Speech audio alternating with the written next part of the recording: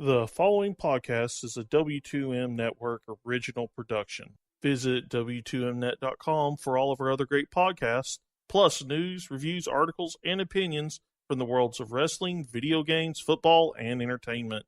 What time is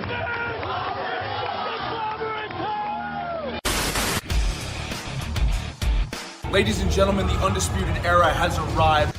You have the 25 days of Christmas. Impact's going to have the 25 days of releases. I send it you to deletion!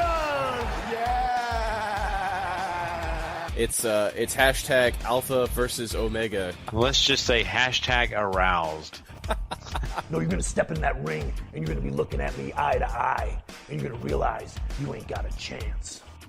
Thank God we don't have to talk about it anymore, because she got that cancer out of there. Sean stole my answer. I'm just glad we don't have to talk about this anymore. And that's not an insult. That is just a fact of life. I am delighted, and I wish a very happy day of birth to the vessel of my compeer, Bray Wyatt, yes, my tag team championship partner. Of course, our essences, Zenith and Samael, have known each other for eternity, and our vessels have recently reconnected on this plane. But partner, my fellow champion, may you have the most delightful birthday of all time. I'm sure all of the woken fireflies wish you a delightful birthday as well. Happy birthday to Bray. Happy birthday to Bray. Happy birthday to... Wait! Your silly, asinine, childish singing is absolutely wonderful!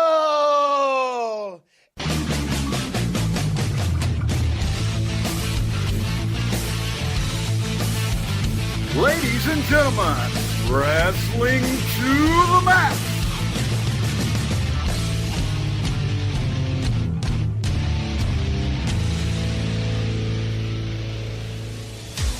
And your hosts, Gary Vaughan, Sean Garmer, and Paul Vieser.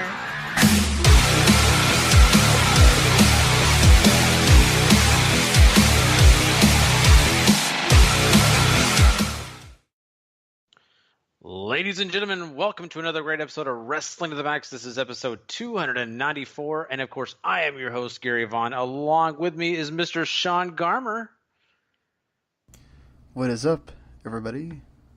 And we are back. That's right. Your ears are not deceiving you. Yes, we are not from the past. We are from the present. Here we are, another episode of Wrestling to the Max. It's been way too long since we've done one. We'll get into all the reasons why we haven't done one in like 2 months since WrestleMania. But before we do all that, I want to make sure everybody out there knows, hey, the best way to come find us and every time we are on the air is through finding us through W2Mnet.com. That's the website that you go to get all the great wrestling content that you can find, along with all the other great sports like football, soccer, of course, World Cup time and all. Also, don't forget, video games are also a big part of this website, and also all the entertainment you can handle. So make sure you go check out W2Mnet.com. So much great content that you won't be able to, handle yourself as you see it all. And also, don't forget, go find us wherever you listen to podcasts, whether it's iTunes, iHeartRadio, Spreaker.com, wherever it is, even on YouTube. Make sure you go subscribe, rate, and review over at Wrestling to the Max's home, which is the W2M Network. So go to find the W2M Network wherever you go, subscribe there, and make sure you go ahead and give us a rating and a review. That just does us a little bit of favor and helps you out as well. And make sure you also give our friends over at 411mania.com and lastwordonprowrestling.com some love as well. They deserve it because they do some great work over there, and we'd love to partner up with them for sure. So, well, Sean, it's been way too long, man. I definitely miss you, and I miss being a part of this show, but there's been a lot of reasons why I have been missing in action. So it's been wild. And Sean, I'll be honest with you, I didn't know if you wanted me to go to the little bit of a spill and tell everyone, or if we should just we both have. I mean, I only have one thing that's nowhere near what Gary has gone through, but it is effective, and it affects you guys on the podcast because he was sometimes kind of part of the podcast. You'd hear him sometimes. But, no, Gary has much bigger things as to why we haven't done this. Also, part of it is me just falling asleep because of this job. But, yeah, no, Gary has plenty of spiel to go along here. Yeah, I mean, I'll just kind of make this as short and sweet for our friends and listeners out there who want to hear us talk wrestling, because trust me, we're going to get to plenty of wrestling tonight. We've got lots of news topics to get into. But I'm just going to be honest with everyone and just let you know the truth behind all this. And if you haven't heard, if you're not friends with me on Facebook, which, you know, some of our listeners are, but if you're not and you have not heard anything, or you maybe not have listened to Harry and Brandon and Liz all over there on the review shows talk about this, I have actually had my twins come early. My wife actually went into labor a little bit too early, actually a lot too early. She was only 25 weeks pregnant, so that gave us some preemies. Micro preemies is actually what they call them, and they are doing very well as we sit here today. And this has been a wild journey, but these little guys are a month and almost a week old. So they have done a lot since, you know, they were first born. They've grown. They've been able to get, you know, themselves in better shape. But they still got a journey ahead of them. But that has kept me away. I have spent so much time at the hospital. I could probably give a tour. I know a lot of these nurses and some of the doctors, and I kind of feel like we're buddies. So it's kind of weird, to be honest with you, Sean, because I literally like talk to these people every day, and they're a part of my life now. So yeah. My second, I don't have a vacation home, Sean. I have a second home, and it's a hospital. So, but you know, it's been a big part of my life, and it's been really difficult because we get up really early. Me and my wife do, to be at the hospital early in the morning before I do head off to work. And as soon as I get off work, I do the things I need to do with my daughter, then go back to the hospital at night and leave there around 11ish. So it's been difficult. It's been difficult watching wrestling. I watch as much as I can when I can. Like, I haven't watched Smackdown yet, and I'm being very honest, I have not watched it yet. I've watched almost of all of NXT, watched Raw. So it just shows you where I'm at right now in life. And we're talking, this is Friday. So my life is really, really different than it was when you were hearing us around WrestleMania time. I've also had an uncle pass away the day after my boys were born. That was a big stress on my life. My dad actually had a heart attack this past week. Sean and I were about to record our podcast for this past week, and guess what? It happened right before we jumped on. So I had to tell Sean, I'm sorry. My dad had a heart attack. I'm about to go to the hospital. So I haven't had a whirlwind of things happen to me, but I am so glad to be back here with Sean and with you guys. This is a big part of what I enjoy doing, and I miss it. I really, really do, and I hated that we missed so many shows, but hopefully you understand. Hopefully you get what's going on and, you know, why we haven't done the shows, and we hope to be more consistent now. I'm hoping I can get back in the groove, and you know, Sean, once again, you know how everything, you've been keeping in contact with me, but yeah. You know, it's been difficult, but I'm excited about being back, man. Yeah, I mean, it's different for Gary because, you know, this is kind of, I mean, he also had to have Liz take over for him on Raw, and, you know, Harry was already kind of filling on NXT anyway, but yeah, so, I mean, you weren't hearing from us at all when it came from the wrestling side of things. I was still doing the other podcasts or whatever, and so for Gary, it's even bigger because it's kind of like the one, you know, the thing that he gets to look forward to the most.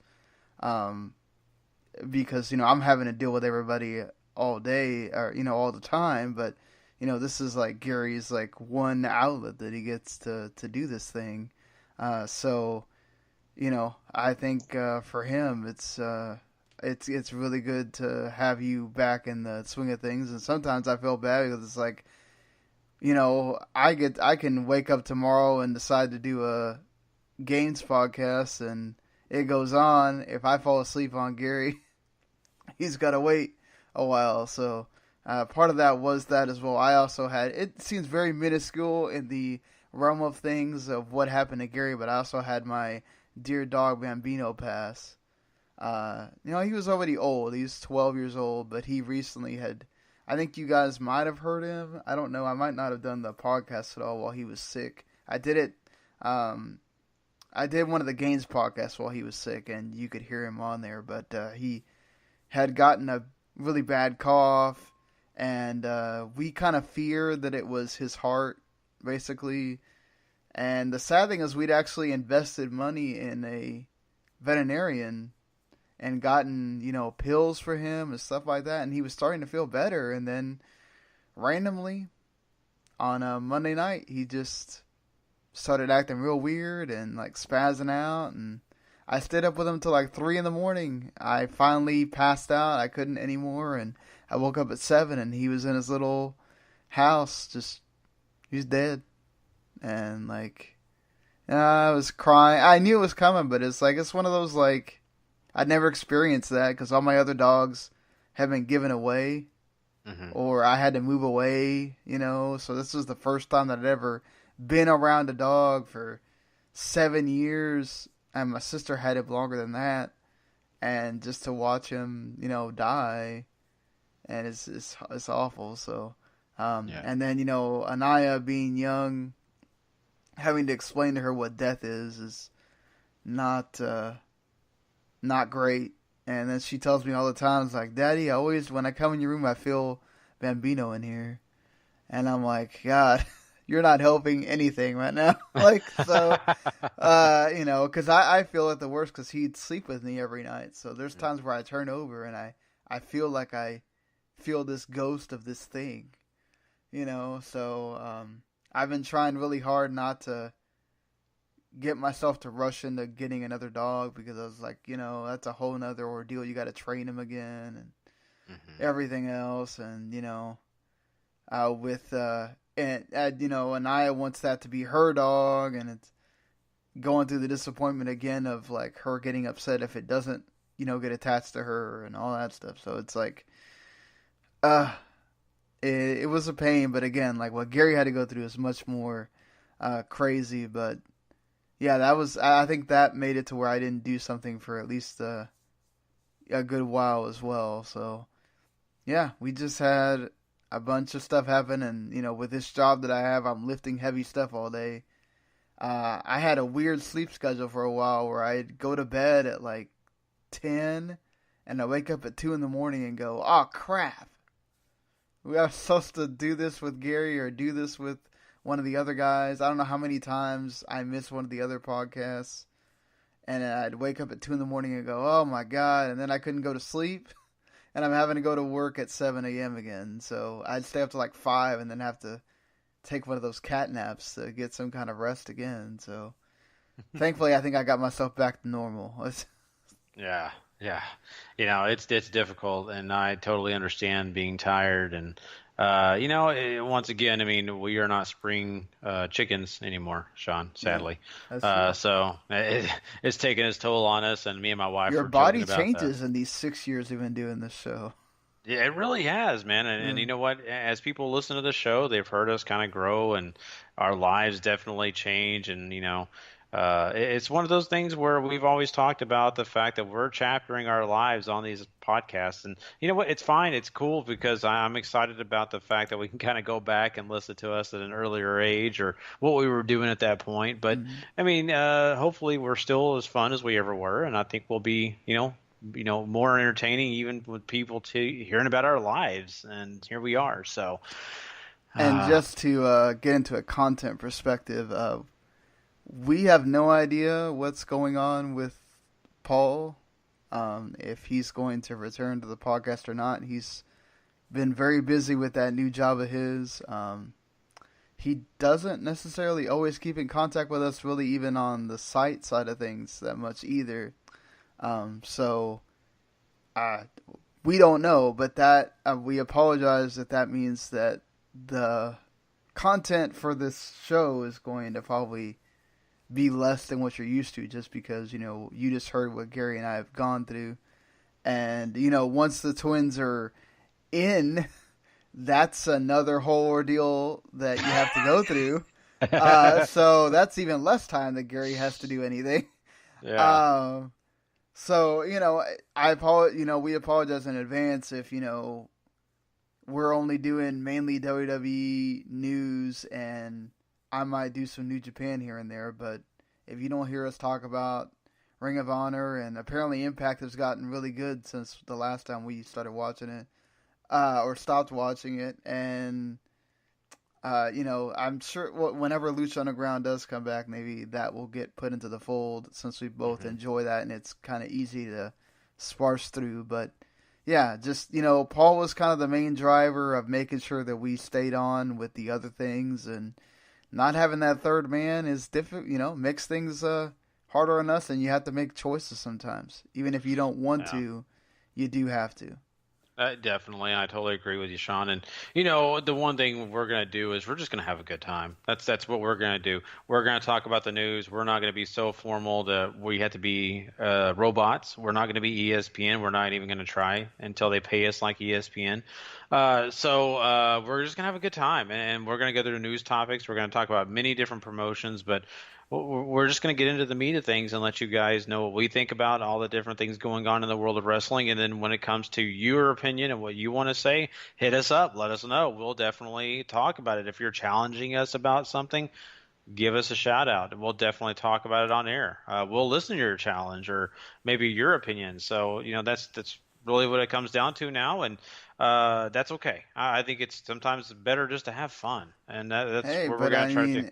There are options out there. The world has changed in podcasting since we started, really. And, there's that thing called Patreon that's out there. If you do want to hear us do more things, you can either hit us up on that. I think it's a lot easier if you just hit us up on at WTM Network on Twitter, or me at WTM Sean, because I know not everybody uses Facebook. If you don't use Twitter, we have a group in there. Just find Wrestling to the Max on Facebook, or just go like the WTONet.com Facebook page and let us know if you do want to hear us talk more about Ring of Honor and Impact and other things regularly. Maybe we can set up a Patreon where you subscribe, give us a little bit of dough, and we can make that time happen. I will say that there is a system that we've set up in place where we might be reading some ads here and there, starting with the next show or the next couple shows after this one. So don't be alarmed, it's not going to be everywhere, but again, being older and having kids and all that stuff, we do have to find a way to make some kind of income on this thing, Yeah, and let's be honest, Sean. Everybody listening right now is like, well, you guys are just trying to get rich. No. That anything you give us is going to go into these shows. These shows cost money. They're not free. I wish they were, because my wife would be a lot happier. Sean would be a lot happier. Our entire team over at W2Mnet.com would be so happy not to have to pay a dime. Even if we could just pay the expenses that we have to pay, that would be great. Because that's a whole bill that, the whole team and us, we don't have to pay, and you guys continue to get all the great content that you get.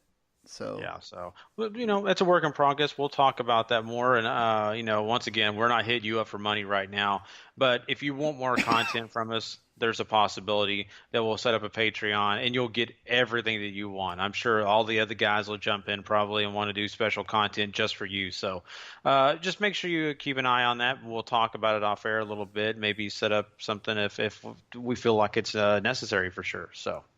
Well, Sean, I think we should jump into some wrestling because I think people are kind of we have been doing this for 20 minutes.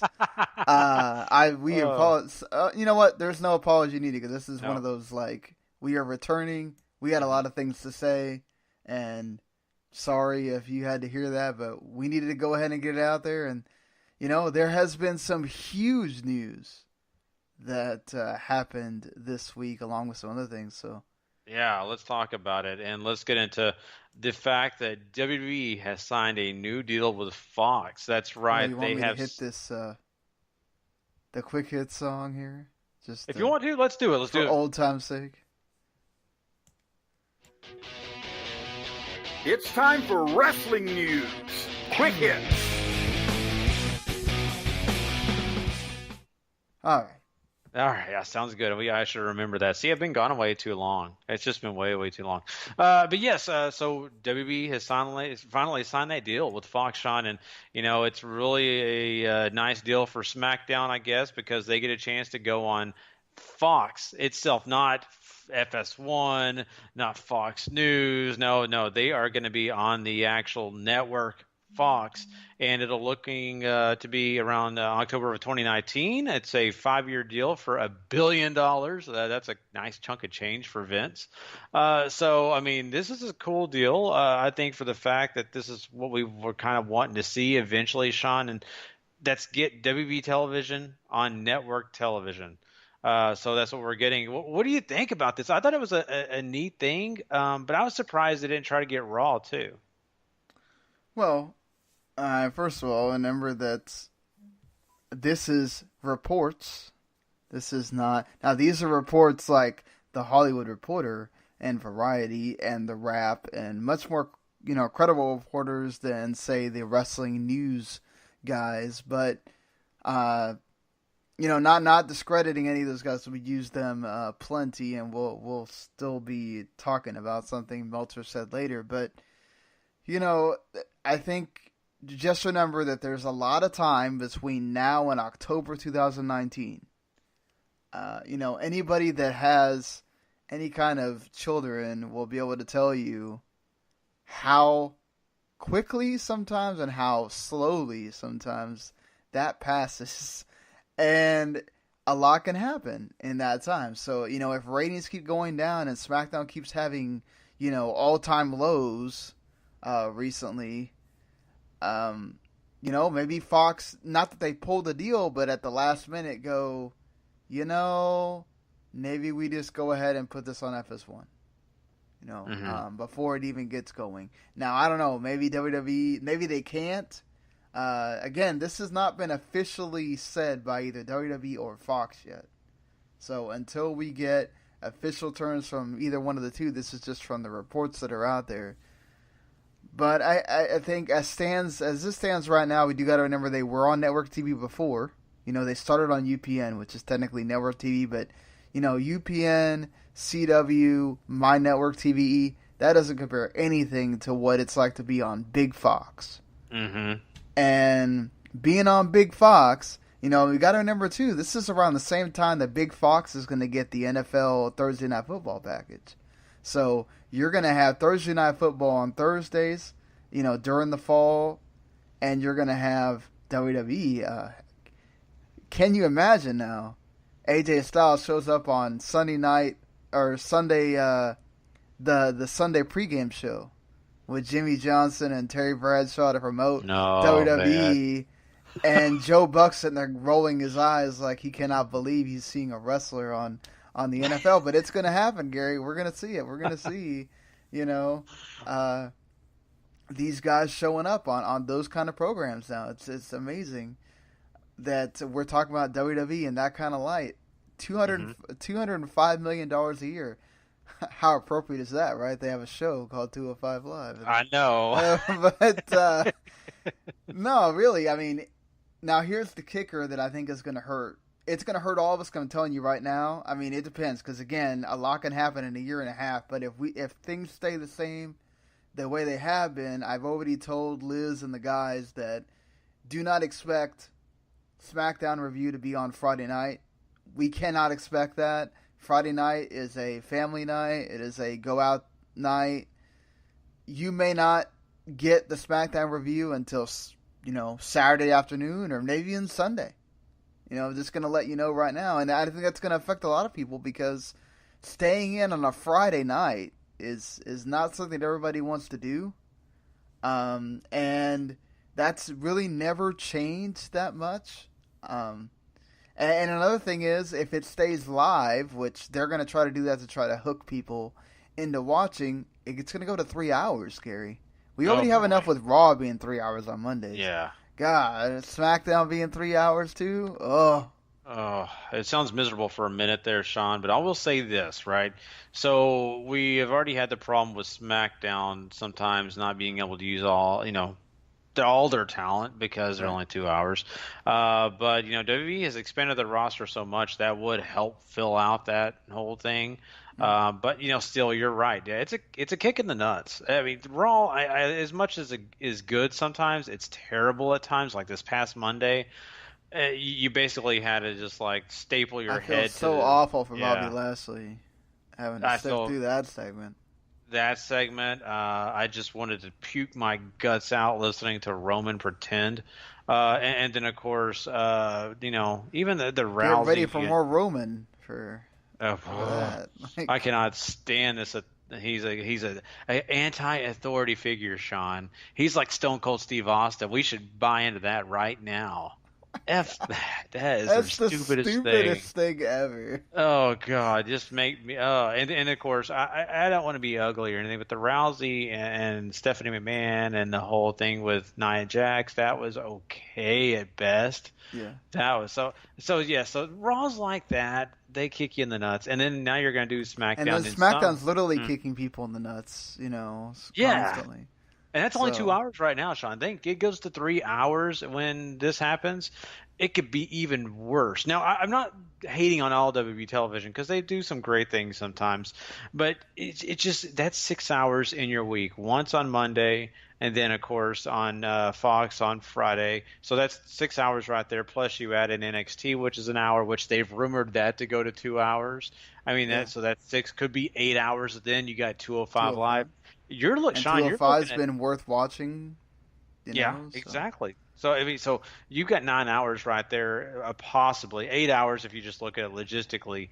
And if you have a pay-per-view now, it's guaranteed 4 hours. Doesn't matter if it's Backlash or whatever. Are you ready for just 12 hours, Sean, of wrestling from WWE? 12, 13 hours. I mean, God. Now SmackDown is. How is this going to work WrestleMania week? Like, people aren't going to stay around for SmackDown on Friday. You're not going to have the same feeling because people can't stay that long. So are you going to have SmackDown on Tuesdays that week just to, maybe they do like they did in the old days where they had SmackDown on Tuesdays just for giggles because they have to because they can't. There's no way that those European crowds can stay that long, but that's in 2020, so that's a whole lot longer than it. We're talking about another Olympics by then. But go ahead. I'm just saying. Do you think Fox? You're talking about that. Do you think they would actually allow them to do an early taping that week? Do you think they would? Because USA even made the guys work on Christmas. So, do you think Fox would be like, "Oh, we'll be nice. We'll let you tape that early. That doesn't have to be a live show." Well, I think, first of all, it depends on their ratings, right? If SmackDown is killing it, they're going to have carte blanche to do whatever. If SmackDown's barely moving the needle and doing what, less than what any other TV show was doing in that slot, then no, right? I mean, they cancel one of my favorite shows in Lucifer for this. For moving SmackDown over. That part apparently had ratings problems too, but the thing is, it's Fox. Like, I don't have any trust in Fox as far as I can throw them. They are so awful about killing shows just because they don't like it anymore, and moving them around and changing their time and changing their, day. I could easily see them put it on FS1 after a year if it doesn't do the numbers that they want. They could decide to take it away from being live and just make it 2 hours. Because remember, if it's live in 3 hours, that means they have to justify delaying the news. Because Fox's primetime is 2 hours. They do the news before everybody else. So unless they're going to start doing SmackDown at 7 p.m. Eastern, which I don't think they're going to do, they're not doing that for one show. Maybe the NFL can get away with it or whatever. But even then, Thursday Night Football, they would start that sucker at 8. Like, that did not get like an hour pregame show or whatever, or the pregame show was on NFL Network, and at 8:20, that's when it showed up on, CBS or whatever. They did not let that thing go early. So they're not going to do it for SmackDown either. So I imagine that it's going to go 8 to 11, and you're killing the news every Friday night for this. And that means you better do some numbers, because the news is guaranteed. Like, people are watching that. I mean, that's a stressor right there. So, it's a lot. But again, if you're getting paid $1 billion, WWE's going to move stuff around, even though this is a nightmare for them, right? Because if they have a European tour, this is a pain, for what they have to do. And now their whole cycle changes. They go Friday to Monday instead of, Sunday to, or Saturday to whatever it was, Tuesday, or so. I don't know. It might work better for the wrestlers, because they might get like some other days off that maybe they didn't get or something in the past. But yeah, I worry. And what does this do? What do you think this does to the how they book now, or when it gets closer? Obviously, because right now they still have a whole year to book the same. But do you think this makes it to where the pay-per-views are going to start meaning less, because they have to do big things on Fox? Yeah, you're right. They will have to do big things. But not only that, I think the major part about this is how the rosters will change, because they're still going to want Raw to be the big dog, but they have to concede a little bit because of the national perspective that they're going to have now. That's going to mean maybe moving someone like a Ronda Rousey, if she's doing well by then, over to SmackDown. People want to, see big names, and they'll probably move over some other people that, have a lot of credibility, name the big value. Dog over. Yeah, Roman Reigns will probably be a guy they'll want to move over. And so I think that's going to be the big part of this, is that you're going to see a lot of bigger names on SmackDown. You're going to see some of the other things kind of spread out compared to what they are now. Because right now on SmackDown, you've got a lot of more NXT developmental stars showing up over there than ever. Now you're going to see that spread out a little bit more. So I think that's going to be a big thing. But you're right, Sean. The matches are going to be really big. They're going to show basically some matches a little early compared to what they would, leading into a pay-per-view. And I think the pay-per-views will be special, but they'll have to make them special in other ways. And that's going to be kind of hard, but very interesting. I really look forward to it for the fact that, once again, they got a lot of eyes on the product when they're on national TV. But, what's the quality going to be when they get to those pay-per-views? Because it's already difficult for fans to get into a pay-per-view, especially when they're 4 hours long. And as we saw in Backlash, if it's a bad pay-per-view, you're not going to get people excited about the next one unless it's like a Royal Rumble or WrestleMania. Money in the Bank's a big one. I think everybody's excited just because it's Money in the Bank, but you're going to have a hard time selling people on these other smaller pay-per-views, especially if you're already giving away a lot of these matches on SmackDown or even Raw.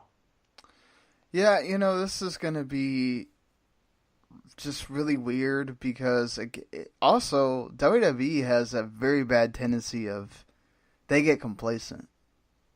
So they might have good booking on SmackDown for like 2 weeks a month or whatever, and then they get back into the groove of, all right, this is just TV.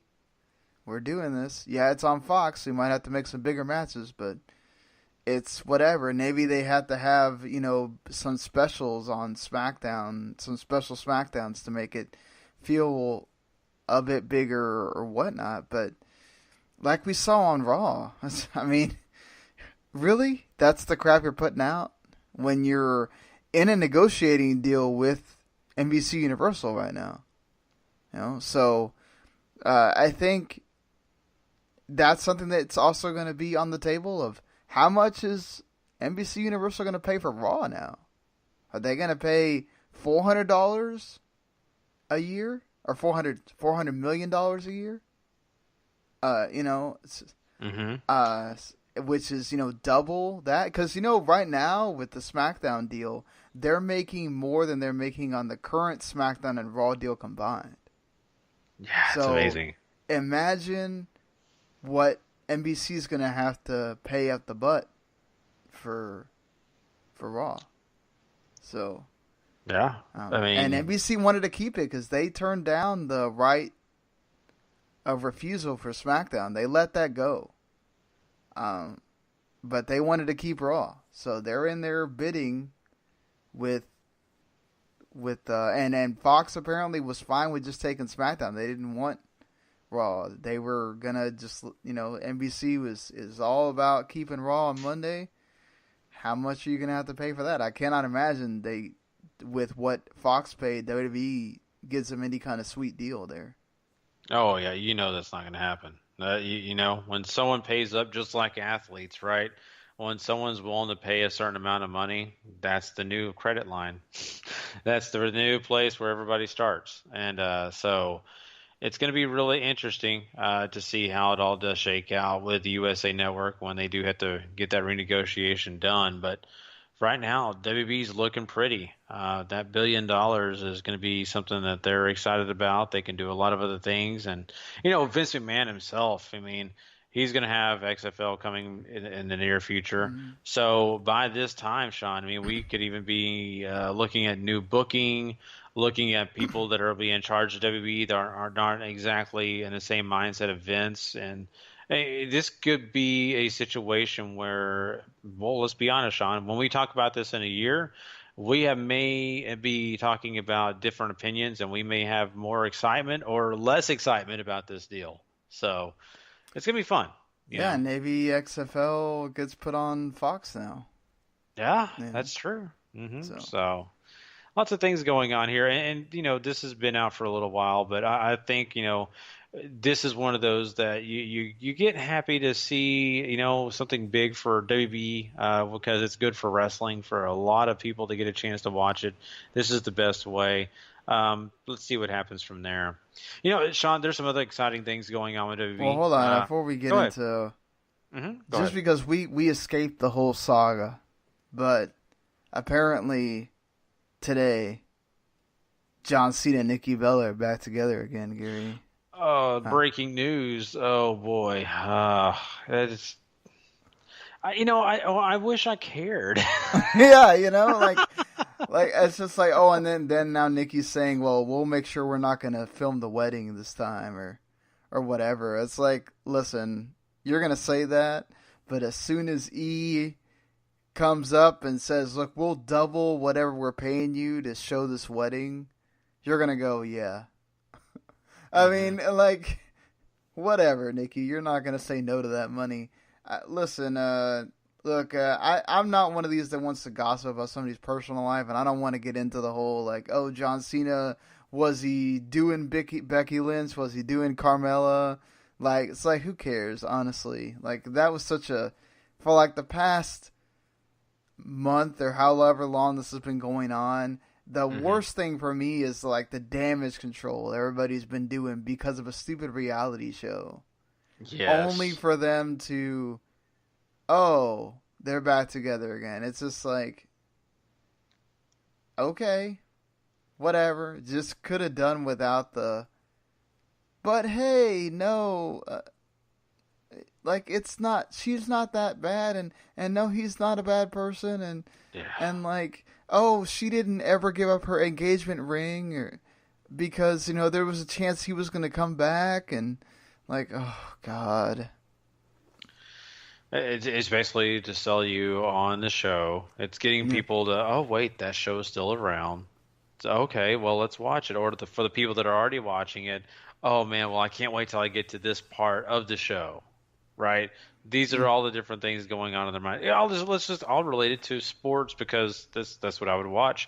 Hard Knocks. Think about that, Sean. So when you'd watch Hard Knocks, it came out after the fact, okay? So a week of football, and then you would get Hard Knocks a weekend, and it would show you the previous week of what that team was doing leading into the week of football. Well, you already knew the results if you were a big sports fan of a team or you just paid a lot of attention to it.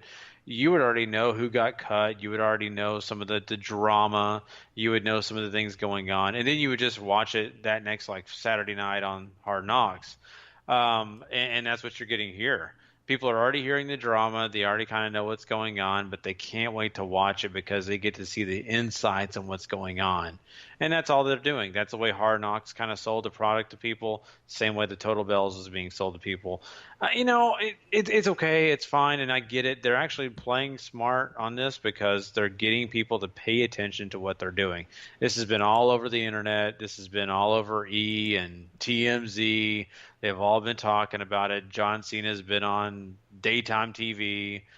It's just been what it is, right? It's been a big marketing ploy to get people back into watching Total Divas or Total Bellas, right? Yeah. Any show they can get to watch, you can watch it, and that's what they're doing. They're selling it. So, I mean, I really didn't know if what was really true and not. I mean, I'll be honest with you, I kind of halfway paid attention to this past month, however long this drama's been going on, but I did figure it was going to be something like this. I had a gut feeling because they're associated with reality television. This is exactly the formula for reality television. Yeah. No, I'm glad. That's one of the few things I was glad about we weren't doing the show, because every week I'm sitting here figuring out the title for, we have other partner podcasts on the W2 network, which you can, subscribe to. And that wrestling show, those guys, every week, they were talking about the John and Nikki thing. And every week, they had it in there in their description. And it changed. And, they had a different way of saying that they were talking about it. And I'm just like, I don't feel bad that we're not talking about this every week, this saga that just kept going on and on. But, I didn't have it in our doc there, but I was just kind of like, you know what? Let's just at least mention this ridiculous. Look. I don't want to get into it's their personal deal. If you all, hope that they're happy finally and that this whole mess is over, but I'm sure it will just keep going for the next week or 2 weeks or whatever. Yeah, and I appreciate you bringing it up. I really didn't have a lot of opinion about it per se, only for the fact I don't watch the show. But I mean, I kind of get where they're coming from. The only thing I will say is I heard a friend of mine tell me that Nikki Bella and they're doing all their stuff, but Brie hangs out with her and breastfeeds and drinks alcohol while she's breastfeeding. It's kind of weird, man. It's kind of. I was thinking, I've never watched it, but that's odd. You know what? I guess there's worse things you could be doing.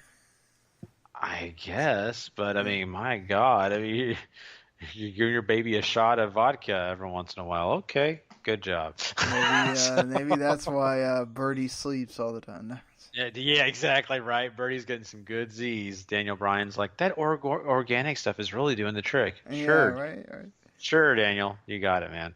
But anyway, let's talk about something that's really exciting, and people have been kind of curious if WWE is going to do it again, and they are. The Mae Young Classic is coming back. That's right. So you need to be looking out for that for sure.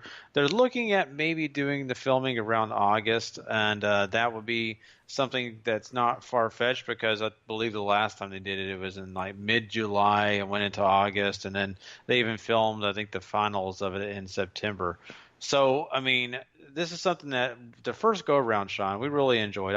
We did a whole deal on it. Actually, Paul, Harry, and I think it was Patrick did their own version of it. They sat and did the whole entire tournament. They had a little show.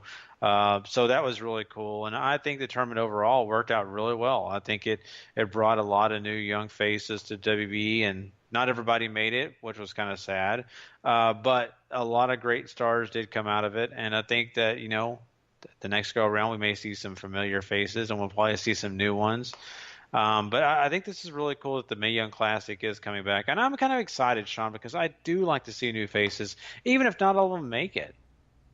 No, it's very true. I mean, one of them, Toni Storm, signed the WWE UK deal, which that's interesting in itself, that we're now having women sign WWE UK deals, which basically just means that she can work indie dates while she is signed to WWE. That's all that is. But so she can still do Stardom and all that stuff, which is cool because they're about to do their own. I think they're about to do their G1 right now, so that's good for Stardom. They don't have to lose a big person in Toni Storm. But yeah, Toni Storm was one of the class people to come out of the Mae Young Classic last time, and I think it's cool for them to be able to keep doing this because the women don't have their own show like 205 Live. There's no reason to do another Cruiserweight Classic when you can just sign anybody you want and put them on that show. And that's another thing too.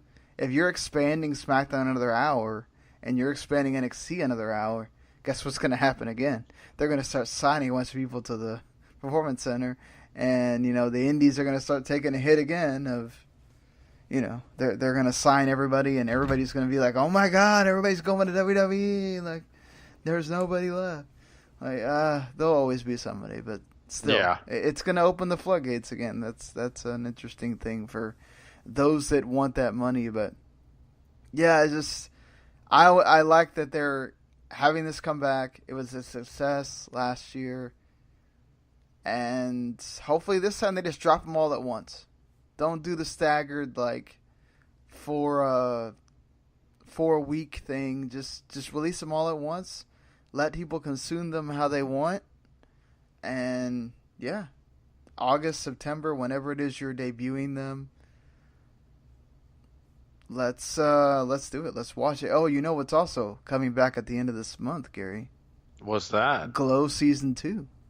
Oh, comes back at June 27th. So that's awesome. Maybe that'll be something we'll discuss every week or something. Gary and I can watch an episode a week and talk about it. But hey, that wouldn't be a bad idea. It'd be kind of fun, like a little 10-minute segment of the show. It'd be kind of cool. I'd really enjoy that show, and I can't wait now. Thank you for telling me that. I forgot all about that. But yeah, I mean, that's going to be great. And, looking at this whole thing, I mean, I think the Mae Young Classic is a really sweet deal for those ladies. And, like I said, getting new faces in there. Toni Storm has been a big name. I remember for a long time, Paul just kept talking about how that would be the best thing that they could do is get Toni Storm. And it's finally going to happen. And this is kind of the best way. Like you said, Sean, she can go and work all those different indie dates that she needs to work. And WWE still has her under contract, and they can use her anywhere they want now. They want to use her on NXT sometime just to do it, they can, and that's a really, bright spot, I think, for this whole deal and the way that they're doing things. WWE is doing business so much different than they ever were, and it's really intelligent. I think they had to take it from other people doing it, but they finally made their mind up that they were going to do it. So really happy to see that. And WWE's, still sticking with some of their own people. We got a, little bit report here that Sasha Banks has signed another deal. So we know that they're definitely interested in keeping some of these stars that they already have on the main roster around, Oh, well, yeah. But Sasha Banks, she sells too much merch. She, she's on those videos with Xavier Woods. I mean, the fans flock to her, whether it's talking about how she doesn't get this and doesn't get that, or in positive light. She's just too big of a important piece to that women's division to let her go right now. Especially with the knockouts apparently are going through a little resurgence right now, and Women of Honor is still, I think, having to go through that battle, but they're improving as well. Stardom's out there. Shimmer is now. They had a poll and it overwhelmingly said that people want to see them go to online streaming, which they've never done. They've always been DVD only, and if Shimmer gets online streaming, that's another outlet for some of these women to, hey, if I want to leave WWE, I have a place I can go wrestle at. So, yeah. Of course, there's people that are really upset that they might be going to online streaming. And listen, I know people don't want their DVDs to be devalued or don't want new people to be able to consume this underground thing or whatever. Get over it, people. Yeah. This is the way of the world. It's all online streaming. You don't have to. If you don't have the money, don't subscribe right then. Subscribe later, and you can catch up. Like, whatever your reasoning is, but if it's the stupid reason of, well, we don't want casual Shimmer fans, well, you know what? It's freaking Shimmer. You kind of have to be hardcore to be watching it anyway. Yeah. So whether it's online streaming or not, you're still going to be hardcore wrestling fans watching it. I think that this whole mentality we have now of like people being anti, oh, we don't want that guy to get into this because, like, it's our thing or whatever. It's like, really? Like, really? Oh, yeah. Like, who died and proclaimed that you are the only person that needs to be into something? It's like, I don't get the people that go, oh, all these fake Black Panther fans, where were you when it was a comic? It's like, well, you know what? Until they came a movie, most people didn't know what the hell it was. So, like, let's be real. Come on. Yeah, it's the truth. And, it's just that whole thing where, you got to be too cool for school. And, that's what's happening here with some of these fans. And I get it. You like to have your little niche. You like to have those names that you can throw at people and say, oh, you don't know who this person is? Come on. The internet's here. I'm sorry. Those days are over. All I have to do is push one button on my phone and say someone's name, and I'll know all about them in about 5 seconds. So, you just have to get over it and understand that our world is too expansive. And but the same thing's going to go for Progress and ICW if they do show up on the network. Yeah, that's another great point, Sean. I mean, think about this. I mean, I don't ever really get a chance to watch either of those products. I want to. I like ICW from what I've seen. Progress, I mean, from everything I've read, really never had a chance to watch it. It looks great.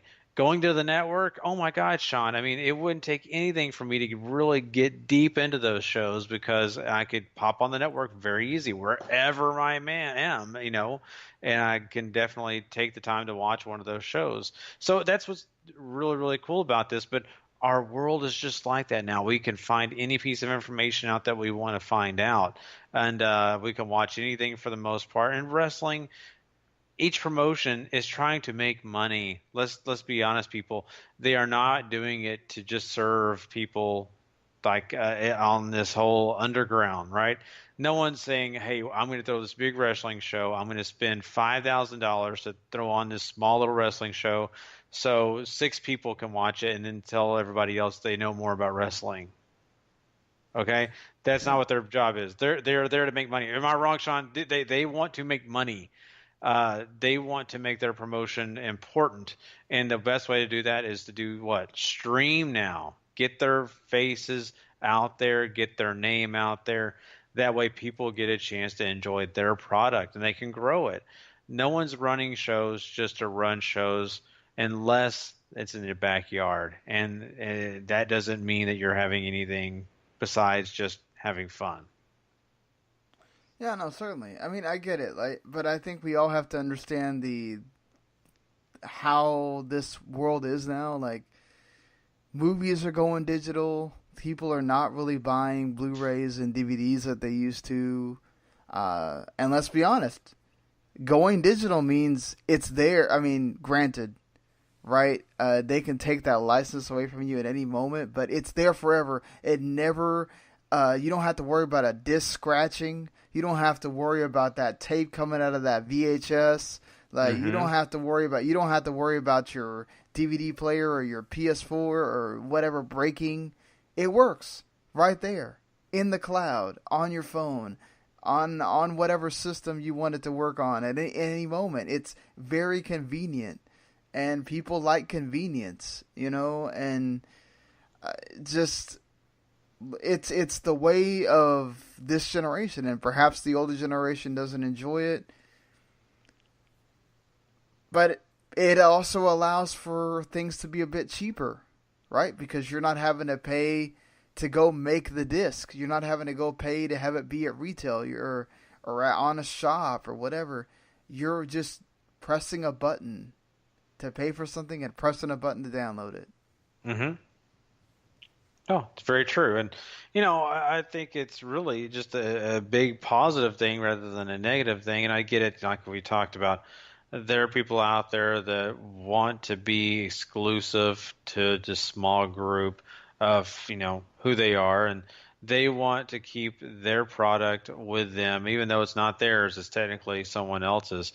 They want to be the know-it-alls. They want to be the ones who, are very, underground. Like you used, that's the perfect word, Sean. They want to be very underground. But, that's just not the way things work. And I think it's better for everyone to have online streaming, to have more people known on the indie circuit. And you know what? There won't be this whole group of people like, the WWE Universe, we'll take them for example, who are going to still know all those guys and gals just because this is streaming. There'll still be a niche, right? There'll still be that certain crowd that's going to watch it and a lot of other people that won't. So I don't think people have anything to worry about. Just because Progress or ICW is going to be out there, maybe even on the network, it doesn't mean everybody's going to watch it. Think of NXT, Sean. NXT is still such a small audience compared to what WB television draws, right? It is nowhere close to what you would see on a SmackDown or a Raw. And that's because there's a niche audience for it, and they keep coming back for more, but that's just those certain people. So I don't think people need to worry too much. This is really a positive thing, and I can't wait. I really am excited if WB Network actually does bring Progress in ICW. And heck, it's cool that Shimmer's getting their own thing. I think right now, we're needing more, at least better women's wrestling than what WB's getting us, because they're just not giving us what they were at one time. They've slowed down. Their momentum has definitely stalled.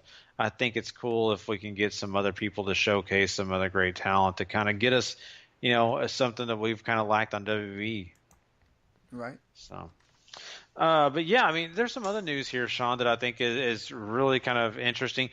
We have a guy in Big Kaz who got injured again. It looks like he re-aggravated that ACL injury, which could take him and put him on the shelf for a little while. This guy can't seem to win. It already seemed like he had heat backstage for beating up that little person. It seemed like this guy was not exactly doing what we thought he might do, and that's come out really hot from his injury, coming out to do something big. And rather than doing that, his little feud with Daniel Bryan, to me, didn't come off all that well, and now he's re-injured. This poor guy, he's just having a time of it. Yeah, he really is. He's just can't stay healthy right now. People don't really care about him. It's a difficult thing, all things considered, So, were you impressed at all by Big Kaz? By his return at all? I hate to say it, but him being gone again, I don't think it's going to bother me. It was like a blip on the radar. Like, who cares? I'm sorry. That story that they were telling with him and Daniel Bryan was not wrong in that, one of the freaking greatest guys ever to step in the ring announces he's coming back. It's like, and then it's like Big Cass. It's like, who's going to care? And then he comes back with this gimmick, and it's like, it's just difficult to get into. He already looks like the test reject. I'm sorry. It's just can't do it. Yeah, you know what, and I've liked this guy, and I thought he might be able to do something, and he may do it. Hey, I hope he proves us wrong, Sean. I hope he does. I hope he comes out, the next time he's able to be healthy and get back in the ring and does something that really impresses us. But this last one was so small, but it just didn't feel all that great, and him getting re-injured, it really sucks for him. But it definitely is not going to give him any help when it comes to WB thinking anything of him, and it's also going to affect his relationship with the fans, because the fans, like us, are probably going to say, oh well, and not think of him again. So yeah, let's see. I definitely don't wish anything bad on Big Kaz. I just don't know that I'm really excited about what he did or what he may do. His old partner, Enzo Amore, we know as of this past week, and I think the week prior, we got rumblings, and it actually did happen, that pretty much all the stuff that was accused of him has been dropped. He never got charged or anything like that, but he's no longer being investigated, and his name is supposedly cleared. Once you go through something like this, your name is really never cleared. But it's supposed to be something where people know, hey, he no longer is this what we saw he said he was, and that's an abuser, a sexual abuser.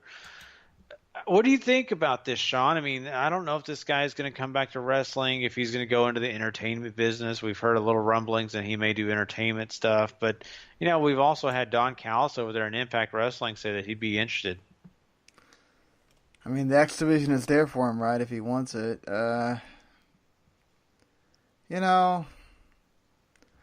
Look, I really don't have a lot of interest in Enzo. I mean, I thought he did well for himself coming to 205 Live, changing his character a bit, becoming more of a heel, but it's like he had so much baggage with him aside from that it's like, well, he's not coming back to WWE, at least not for a long while, until he grows up a bit. And, I mean, if Impact wants to take him and he changes himself and he gets better. Like, we've seen people go to Impact and improve and then make their way back to WWE, so it's not totally out of the realm of possibility. Just, I do think he needs that. I do think he needs to go to an Impact or somewhere else that can take him, stay in wrestling if you really care about it, and do something about it. Mm-hmm. Right? Like, improve. Do something that you improve both mentally, physically, get those shenanigans out of whatever you're doing, get serious about the job here, and, maybe WWE will come calling again. We know Vince and even Triple H are both forgiving people, and if you do it, they'll forgive and let you back in. Yeah, and they very well could do that. I don't know how excited I would be if that did happen. I think the guy definitely deserves some retribution, but then again, I mean, I was not super thrilled with Enzo when none of that happened, and he was still on 205 Live. I thought he was okay, but I've never been just blown away by Enzo by himself. I always thought him and Big Cass as a team, that was good. By themselves, I don't know. And that's kind of still basically the way I feel now, because yes, he had a lot of controversy, and yes, he had some stuff that was really, wrong, which is, getting rid of a guy just based on hearsay. But on the other side of that, not exactly the best wrestler, not exactly the kind of guy that you get to find something new with every time you watch him. You kind of feel like after you've seen him 5 times, you got what you're going to get, and it's never going to change. So I think I could get very tired of Enzo really quickly, like I kind of did again. But if he goes to Impact, it goes to anywhere else, that would be cool for him, and I hope he does well. But yeah, I don't know. I just wanted to throw that out there. This guy is free of all those allegations, so he can do what he wants to do, hopefully, and people won't judge him. Before we move on past WB, because we have some other information that I can't wait to share with everyone. You talked a little bit about WB and what they've got coming up with the network and WB and all that when it comes to the times of their shows on Raw and SmackDown. But we do need to let the people know from now on, all the pay-per-views that WB is going to have on the network will start 7 Eastern, 6 p.m. Central. So that means, Sean, that you do not have to wait as late, hopefully, or this means that, they'll give it a good early start, which to me makes sense. No, they're going to go 4 hours, Gary. Those are going to be 4-hour pay-per-views. Well, I mean, but in the past, it was 8 o'clock for you, and then it went 4 hours. So if they start at 6 an hour earlier, wouldn't that take you down an hour earlier, basically from staying later? Not really, because you're still having that pre-show that comes on. I mean, they're just basically telling you that get prepared for these shows to go anywhere from 3:45 to 4:15, and then the Raw talk or whatever it is afterwards too. And you're looking at, I don't know that we're saving ourselves more time. I think this is just giving them leeway if they want to have a longer show. Hey, get ready, people. We had to combine these pay-per-views so you get more matches. Oh, I was really hoping, Sean, that this was just hey, let's just kind of alter this a little bit. We'll start the show at 6 Central or 7 your time Eastern, and let's start the 4 hours from there. Give us a little bit of leeway. If what you're saying is just the fact that they want to be able to go over, that sucks. that's miserable. They don't need to do that. I thought this was to help people, but I guess if it happens the way you're saying, that just doesn't do us any favors. Still doesn't do us any favors. So, WB, why torture us? But anyway, well, okay, let's move on to something that I've really been kind of wanting to talk about. It's old news now, and I get it, but we have to talk about it because we have not talked about it. All In sold out very quickly, Sean. I mean, it literally sold out within minutes. And so 53 minutes, CM Punk was another guy that they kind of talked about. Well, apparently he was backstage at the press conference. So, I mean, all the stuff surrounding could have had to do with this thing selling out so quickly. But, I mean, there's so much that they have not announced yet. And, I don't even think they have the card. I haven't even seen a card or anything. So people were just really wanting to buy into this. I think we've also heard that a lot of ticket scalpers bought a ton of tickets to this thing. So don't be fooled. This is not all just your general audience getting so excited. I think a lot of people did get excited, but I think you also have a lot of ticket scalpers bought up as many tickets as they could to resell them. I don't think you had too many. I don't think that's just normal buying. But I do think either way, you're going to have, this thing's going to be full by the time you get to that, whether people bought it secondhand or whether they bought it firsthand. I think this is an accomplishment, whether there was an amount that was ticket scalping or whether there wasn't, or there was an amount that, was this person or that person. It's an accomplishment for them to not have anybody's name on it. You don't have ROH's name on it. You don't have New Japan's name on it. It's just All In. You know who's going to be there, right? But still, it's the point that this is a huge deal, and this is what you're talking about here. You're talking about like just another company that doesn't have WWE's name on it selling 10,000 tickets. That doesn't happen just out of nowhere. Yeah. No, and that you're right. It's a huge accomplishment, and I guess I kind of made that statement, hopefully not demeaning or anything. I'm just saying that that's the way the tickets were sold. But I mean it's a big deal because people are obviously making this a huge event, and hopefully they could repeat this if they ever wanted to. But that'll yet to be seen.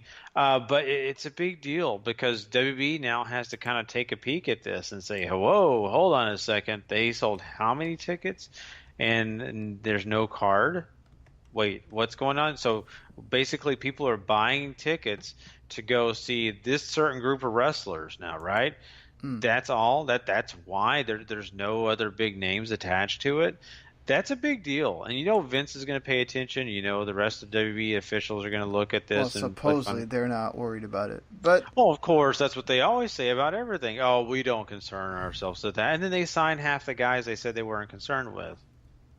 Well, the thing is, too, it's one event, right? Like, let's be honest. For WWE, it's probably like, okay, this is one show. Let me see you do this consistently. Let me see you do this numerous times. Let's see you do the New Japan thing where every time you announce this, it sells out in less than an hour, and the arenas keep getting bigger. You get 12,000. You get more, whatever. I think that's when WWE has to, think about it. But again, this is also a one-time event, right? We don't even know. I mean, I think the latest that Cody Rhodes said was he was going to try to get this available so people that didn't get to buy tickets could see it. But the idea was that there was that they weren't going to film this. So, like, this is a house show, basically. It's a huge house show. It's going to have really cool, I mean, imagine if CM Punk freaking shows up. But still, like, you're talking about an event that for WWE, it's not ROH doing it where they run regularly, and then you do have to worry about, oh my God, what's going to happen here? It's not Impact selling this or whatever. It's a one-time show. And I think for them to see it that way, it makes sense. I'm not going to be worried about it until, let's see when this event happens. How much buzz is there really? What is the amount of tickets that are really, really being sold out there? What's all that, you know? I think that's what they're going to pay attention to at the end of the day. No, I can understand that, and I think I agree with you for sure. But, you know, the one thing I look at here, and that's the fact that you have guys like the Young Bucks and Cody Rhodes who had this big vision. They had their mindset. They have the marketability that they need to get things done, and they got it done. And you got to give those guys a lot of credit. They, once again, sold a show without a card. And they're working on that. They're working on a lot of other stuff. So these guys accomplished something huge. And I really do feel like it's a one-time event, but I could definitely see some writing on the wall that they would love to make this a yearly thing, to make it something to where people get a chance to not only have, you know, a great time and do things outside the WB universe, but they can also find themselves in a way of having basically the independent WrestleMania, if I can say it that way. I think they would love to see that because you got to think about all the different promotions that are going to be kind of represented here. I mean, you're going to have Ring of Honor, New Japan for sure represented, and you know, who knows what other promotions are going to be having people on on that card and what they're going to represent, what they're going to do, and they're also making this a 4-day event, I believe, where they're going to have some big, you know, podcasts out there. They're going to have some. I believe Cole Cabana is going to do his show there when it comes to just a live show. They're going to do tons of stuff. They're going to even maybe do an outdoor wrestling match. It's going to be full of fun. You're going to have legends there doing many, many things, signings, I'm sure even getting in the ring. So this is going to be a big weekend for people. It's not just hey, we're having a 10,000 seat arena sold out for one night only. Come do one night and that's it. No, it's going to be 4 days of fun. It's going to be a lot of different things involved, and it sounds basically like you're going to WrestleMania weekend, but you're not. So I think that's what they're looking forward to hearing and seeing people's reactions and how people are going to deal with it. And I think I am too. I mean, I really want to see how this thing shakes out. I hope they film it. It would be nice. There are rumors going around that they could put it on a pay-per-view, and if that happens, that would be kind of fun, but it makes you also wonder how much they would charge for it. So it's going to be interesting, and I'm looking forward to seeing what they do there. So keep an eye on that. All In is going to be a blast, and if CM Punk shows up, Sean, that is going to be huge. At least the wrestling internet. That's all they're going to be talking about. Oh, you know it, and I guarantee you, on YouTube that night, all those cell phone videos are going to be popping up everywhere. So we shall see. Ring of Honor, of course, they're going to have plenty of guys over there hanging out at that All-In event, but they're also doing some other things of their own that's kind of cool. They're going to open up their own dojo, that's right, and it's going to have some really great trainers a part of it. Delirious is going to be a trainer along with BJ Whitmer. We're going to have Joey along with Jonathan Gresham, who's an excellent wrestler, being trainers over there. We'll also have Real Ferrara being a part of that as well. So you got some nice names doing that, in addition to the fact that they'll also have some guests and some other people a part of training these young stars for Ring of Honor. It's going to be really cool to see. Of course, you'll have guys like Cole Cabana be a part of that. We have Ian Riccaboni going to be a big part of that. Bully Ray. So you got some big names that'll be a part of getting these young guys and I'm sure gals as well for Ring of Honor trained up. There'll be their own version of I guess, the NXT Performance Center, just a smaller scale. Yeah, certainly. I think this is a good idea. We know New Japan has their dojo that they're, doing in LA. I think this is good for Ring of Honor as well to get people, hey, let's get people talking about Ring of Honor. Let's get that young talent that we're missing a lot of times, and try to get them in before WWE does, before somebody else does, and sign them, or get them at least in our system so that we see them and we're looking at them and we're getting them attention and like they miss so many of these guys sometimes. It's just a lot of the same people, and they're having to bring New Japan over for some of these shows, and then you're having the New Japan guys face some of these guys, and you're like kind of like what, like, and it's just the ROH should be focusing more on the younger talent, those guys that WWE's not seeing, and see if you can get stars out of those, or get people that draw eyes and put out that athletic talent, whatever. Just I think ROH needs this, and it's good to see that ROH is doing a dojo and getting this out there. Oh, yeah, definitely. And, you've seen so many great young talents pop up from Ring of Honor that we were all, back in the day so excited about. Now we're, chanting their name on WWE television. And I think that's what we're probably, going to eventually see from this whole thing. Someday we're going to see some guys on WWE television or New Japan talking about their early days at Ring of Honor in the dojo, because the best place you can, get guys, trained up the way you want to train them is in your own facility. And Ring of Honor has their ways of doing things, and they like a lot of their guys to do certain things. And I think this is going to be cool for them. I'm really happy for them. I was happy for New Japan. I really was, to hear that they reopened up a dojo for themselves out there on the West Coast. So I look for some, interesting names to pop up out of these one day. And I really, really do, because, WWE does a great job with the Performance Center. It's huge. It's awesome. And you have great people come out. But, some of these stars, come out of nowhere. And I think these little small dojos is where they're going to come from. So really, really looking forward to seeing the future of Ring of Honor and, of course, New Japan as well. Good job on them also spending the money, taking the time to make their own dojo, because, a lot of people would say, let's just stick to, booking matches. Let's not worry about anything else. But that means that Ring of Honor does have an eye at what their future could be. And that's good. That's really, really good news. So there you go. Well, let's talk about some other promotion. And that other promotion is Global Force Wrestling. They just inked a deal with none other than Fight TV, Sean. This is also the same place where we have Ring of Honor, who has a deal with them, shows their television. So this is an interesting deal. Yeah, it is. They're creating content for Fight TV as well. Whoever it is that Jared has signed under the GFE name, they're now Global Force Entertainment.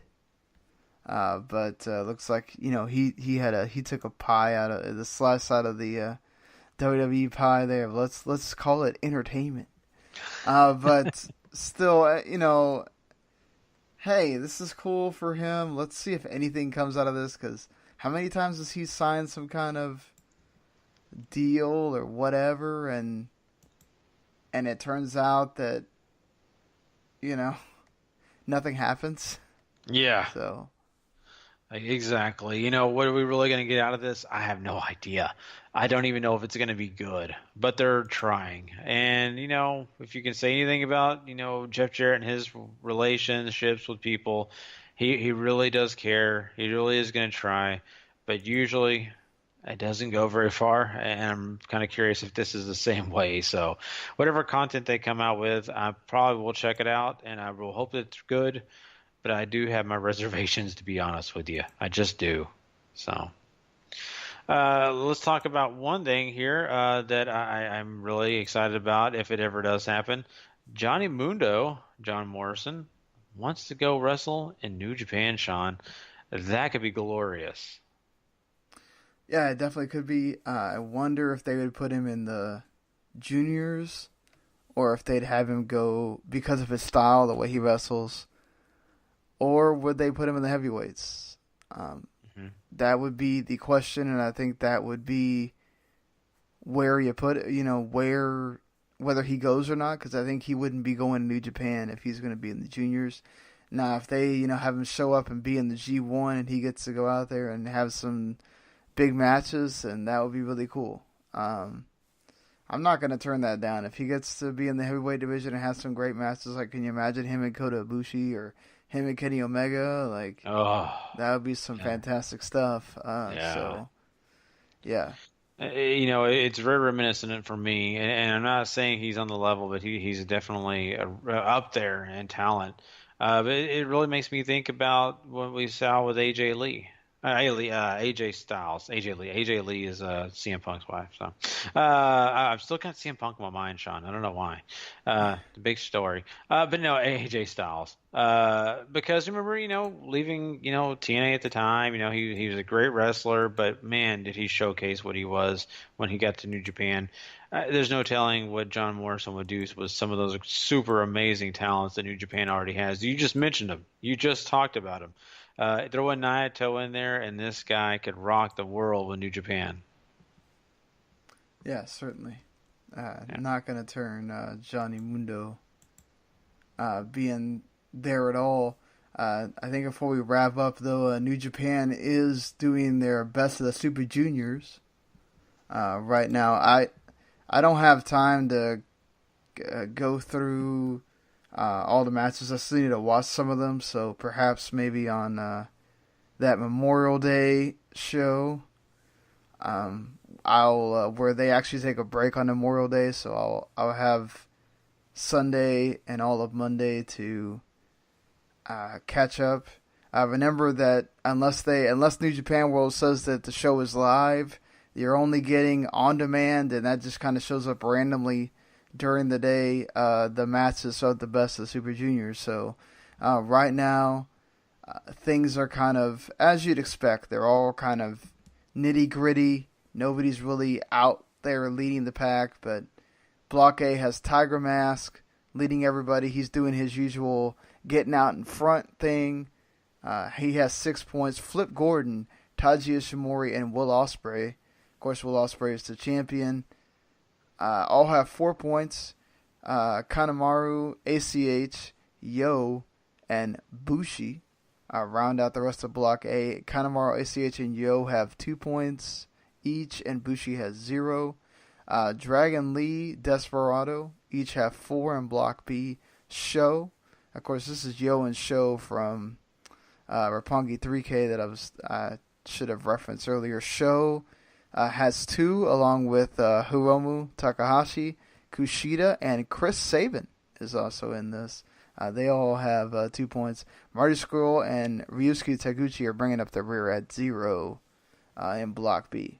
So that's how it stands right now. Through May 24th, they do have a show. The 25th, so today, they'll have matches. The 26th and 27th will all be match days, and then the 28th on Monday they take a break. So, again, hopefully I'll be able to actually talk to you about some matches to watch and all that on Monday, but those are your standings right now.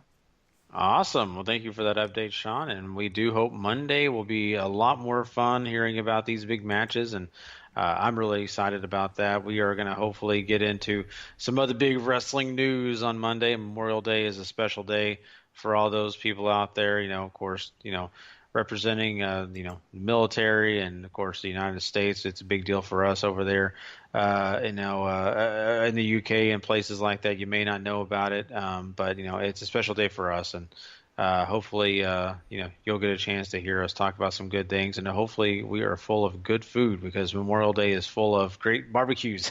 Mm-hmm. So I hope to do one myself. I doubt I will. But like I said, people, I live in a hospital now. So, if it's food, it's from the cafeteria. But anyway, it's been so much fun, Sean. I love doing this, and I am so energized tonight by just sitting down here and talking wrestling with one of my best friends in the world, you. And so it's nice to be back here and just talking to all of our great listeners too. I miss everyone. There's many of you out there listening that have reached out to me personally and talked to me about my kids and all the things that are going with me, and I definitely appreciate that. So many kind words, and it's not gone unnoticed. I'll say it that way. And Sean and I, we want to get back in the groove. We're going to work hard to do that any way we can. We apologize if there's any sporadic podcasts that come out for any reason. We are trying our hardest, and I guarantee you that I will try my hardest to be here, to be ready, and to give you all the information you need from the world of wrestling. We love doing this. Real life pops up sometimes and kicks our butt, but hey, we always get back up at the 2 count. So, at least we try. And then, of course, I hear Brandon going, 2, sweet. Oh, anyway. So we are ready, to leave you guys with a hopeful and exciting, night of great listening that you just heard. But we also are looking forward to the great podcast coming out this week from our other great friends in the world of wrestling that do podcasts on the W2M network. Go check out those shows. There's too many for me to really get into right now because I would feel like I'd have to make sure I mention everything that they're doing. But just go do me a favor, subscribe, rate, and review over at the W2M network. Once you do that, you'll get to go check out not only our show all the time, but you'll also get to see all those other great wrestling podcasts and, of course, all the other various podcasts that we have to offer. Many great things that you guys will love. Make sure you go check out W2Mnet.com. Also, don't forget to go our friends over at 411mania.com and LastRunProWrestling.com some love as well. Well, we are out of here tonight, so we hope you guys have a great one. Until Monday, we hope you have a wonderful weekend. Later, everybody.